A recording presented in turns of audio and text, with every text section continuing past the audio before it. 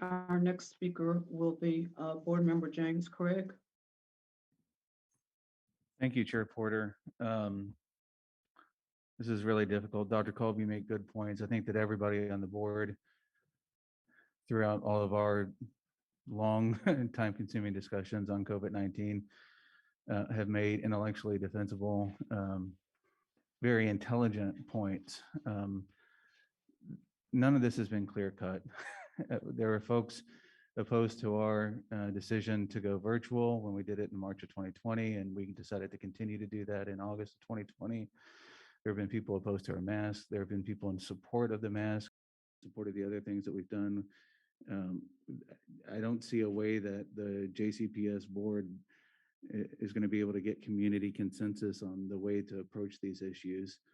Um, I think we've tried, but I don't think there is any way, given where we are in our polity and our different understandings or beliefs about science and the medical recommendations that we receive, that we'll ever, achieve consensus. But the lodestar for me from day one has been the public health officials. When the public health officials gave us a recommendation in March of 2020, I think that the board and the rest of the schools throughout the state and throughout the country were correct in following it. And when we received public health guidance at the end of July 2021, with respect to COVID spikes because of the Omicron surge, no, the Delta surge at that time, um, and we decided when we thought we might be beginning the year without masks and without the other mitigation strategies, when we made that decision to adopt those for this school year, it was sound and it was based on good public health recommendations. The recommendations are different today, and I'm very anxious about, at least for myself, shifting the way that we make these decisions midstream, because we're concerned about the very legitimate things that we're hearing tonight. Um, it's my strong belief that the board follow public health guidance. And when the public health guidance says NTI masking mitigation, that we do everything that we can to do that to keep everyone in our community safe.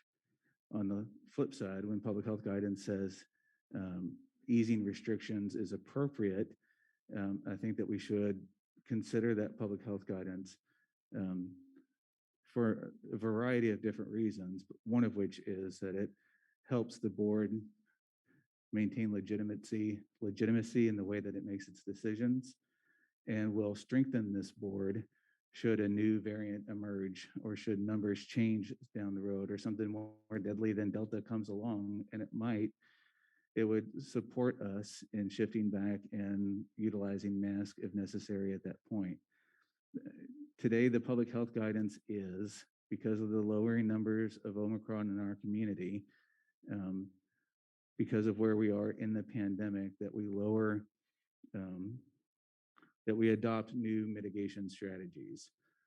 So I am going to ask the board tonight to adopt new mitigation strategies.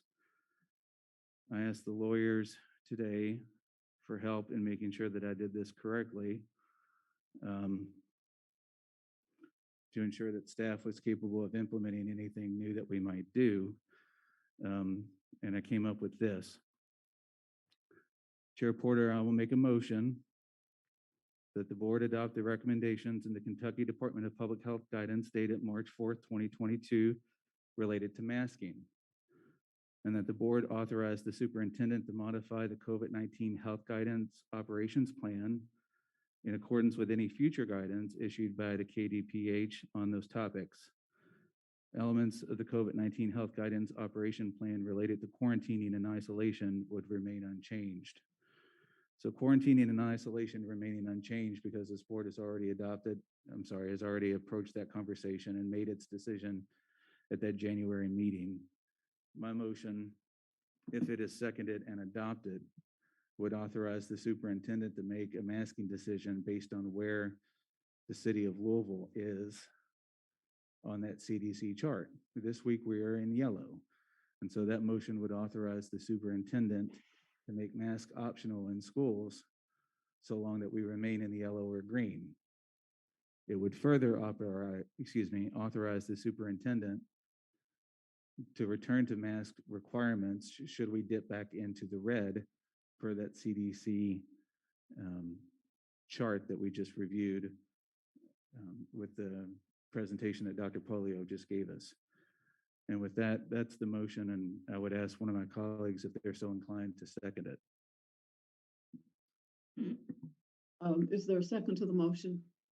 Board Member McIntosh has seconded the motion, and in the fairness to the other members of the board that have had no opportunity to speak and to share their thoughts or questions, as we move into the category called discussion, I would like to have the board members to have an opportunity to speak before we go forward with the vote. And if that's not acceptable, our assistant counsel will let me know, because Kevin Brown is not here and Amanda is working with us at this time.